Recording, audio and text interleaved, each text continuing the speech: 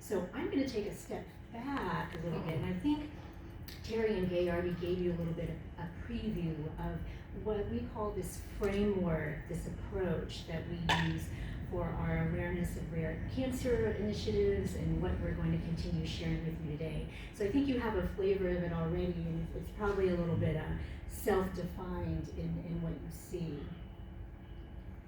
So let's take a quick step back, and then we'll just speed on, because I know I'm preaching to the choir here, and you've sort of drunk the Kool-Aid. So community engagement, you already see it in action, right?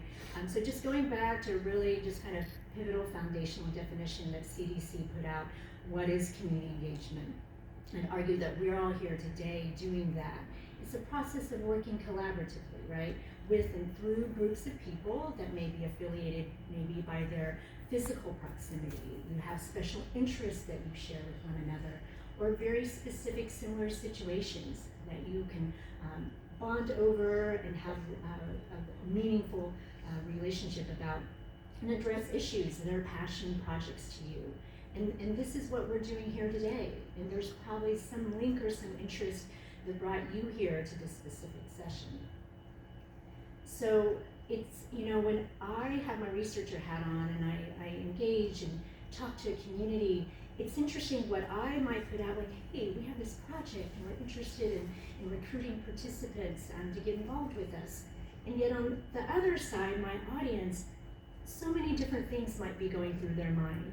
They might hear sort of what I just said, but then there are other thoughts based on the context of their lives, what they're going through, their passions, their fears, and they may have these thoughts and so many more, and sometimes the common language is missed. So how do we bring one another to the same platform with a shared common language?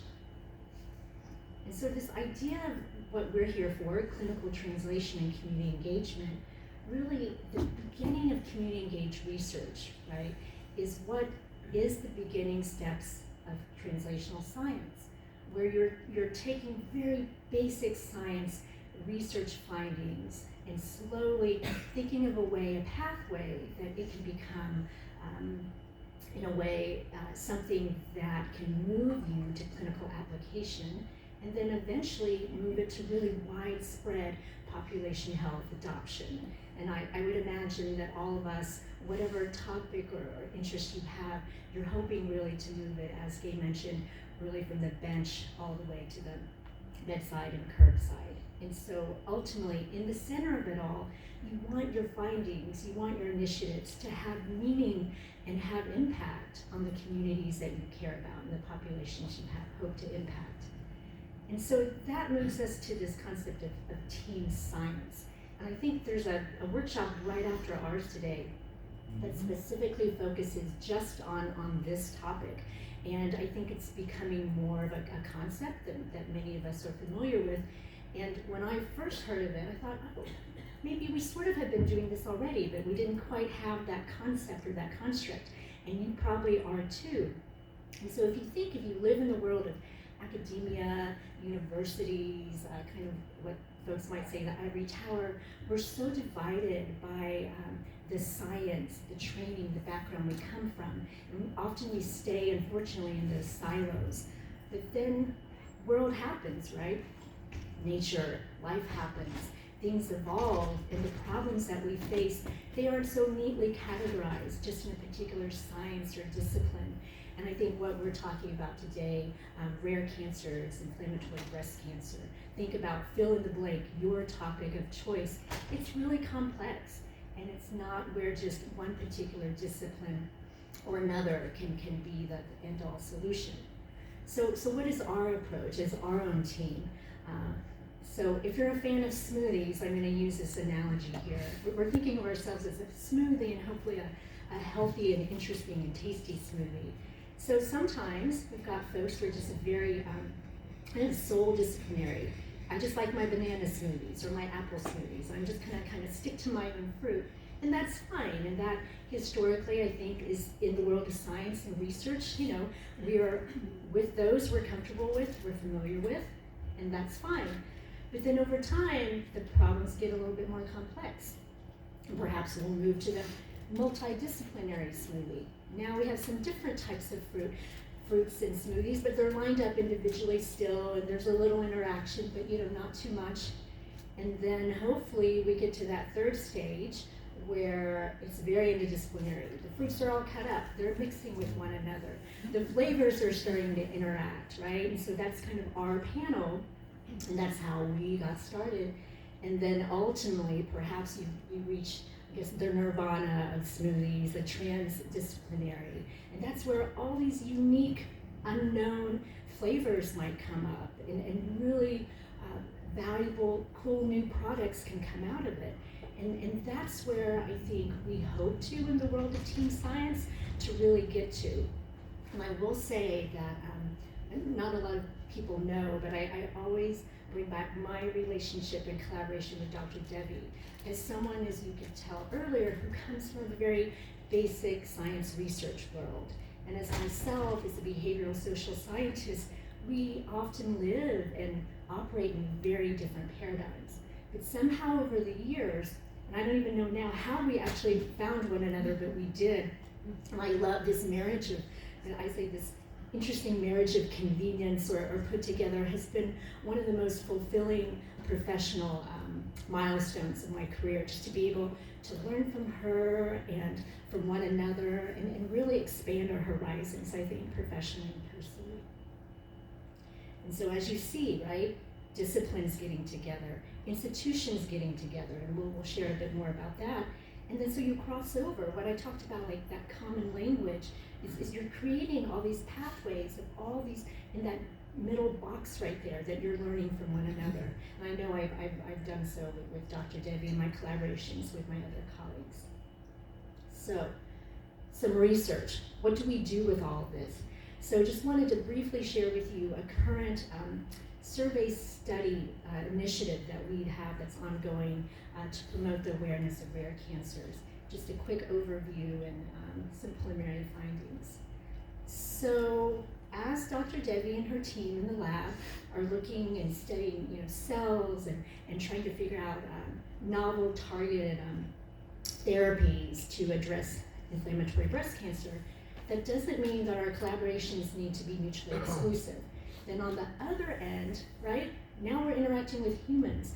We're trying to figure out, so let's use IBC as a proof of concept model, and you see on the phrase on the top, all the different stakeholders that we've pulled together to help guide our initiative and continue to help us guide and consult with us as we go through this, what I call a 3-part survey study initiative with 3 arguably different targets. So the first we've tackled, some of the content in bold is what we currently are engaged in or have accomplished already, are PCPs, or primary care providers. And my colleagues mentioned that sometimes, right, if you're thinking about cancers or other rare conditions, they're not going to the specialist first. It's just their PCP, if they're even fortunate enough to have a PCP and have be able to get those services. That's sort of the first line of defense, the first touch point. So we were really curious about what are their experiences, the knowledge of PCPs with this disease. Are they familiar? Do they have a lot of experience with it?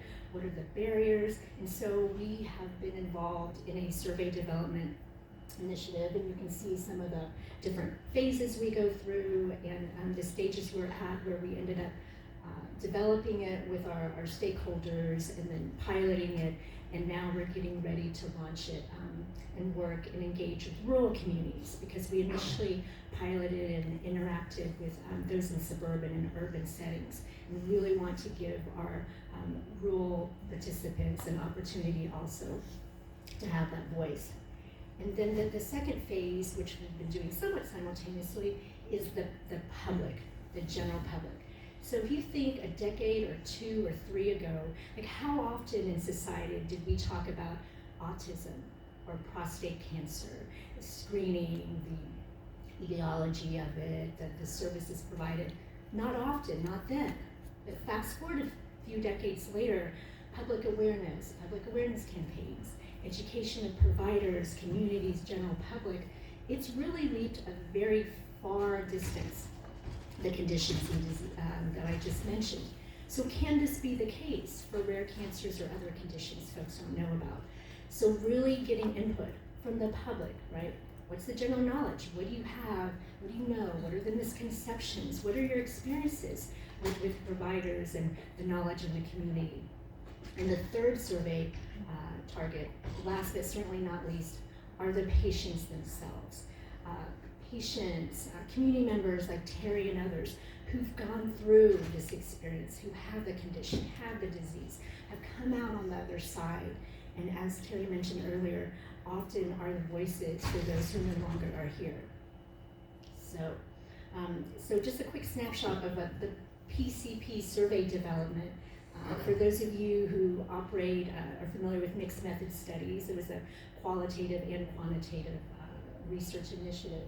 So, we're not going to just create this survey in our little laboratory and just put it out there. We have to get input from different types of PCPs, NPs, PAs, MDs, DOs, both small and large organizations, corporate health, academic medical centers, community-based clinics, and so they helped us shape the survey.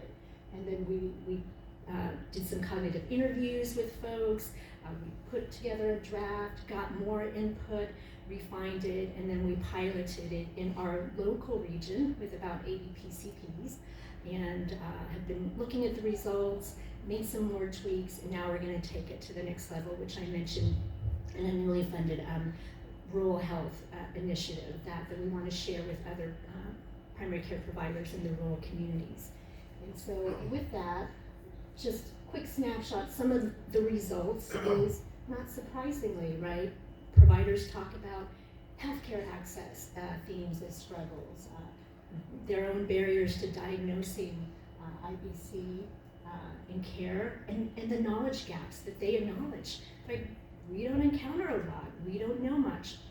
Depending on when providers were trained, as Kay mentioned, the textbooks, what does it share? So there's an opportunity where they said, yeah, there's an opportunity to intervene on both the trainee level and also us as continuing providers on a continuing medical education level. They've talked about health system issues, about care coordination and care from their primary care provider, going to the specialist, coming back. What does that look like? And also, we asked them about some of the impact that COVID-19 may have had in their ability to diagnose and refer and care coordinate, and not surprisingly, it certainly was very impactful as well. And they also mentioned to us, if we were to think about developing some educational interventions, that these three modalities were some of their preferred ways to learn and keep up to date. And so I mentioned some of the findings here on the left, some of the potential rationale that our colleagues and our respondents shared with us as to why we may have found those findings, and then some possible interventions on the right? Because you don't want to be doing research and then think, well, how do I translate this? What do I do with these findings? So these are some of our ideas. Is it about embedding tools in EMR systems, electronic medical record systems?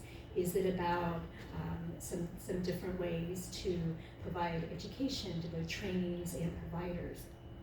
And also, thinking about guidance on the imaging side and the specialty side. So these are just some ideas.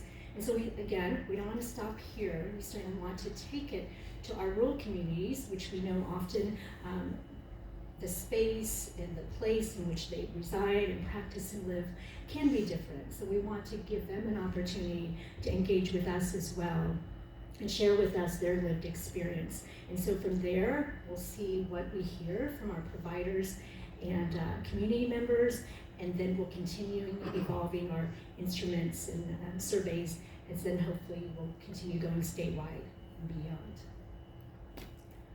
So I'm going to move now to the coalition building and introduce our next panelist and speaker. So how do we gather all this, and how do we continue, as Terry mentioned, advocating for what we believe in, what we want folks to focus on, to get the funding, to disseminate the findings? And it really is through coalition building. And for us, with our IBC initiative, these are a variety of different partners which continue to expand.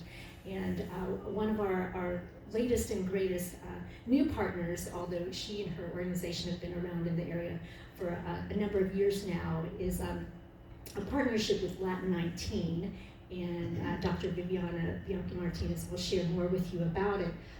And that's as we launch into our rural community project. She is a family medicine physician by training, but her other role, as we all know her well, is a health equity and social advocate. And she's going to share with you a really phenomenal community coalition called Latin 19 that she helped to co-create during the midst of the pandemic in our state.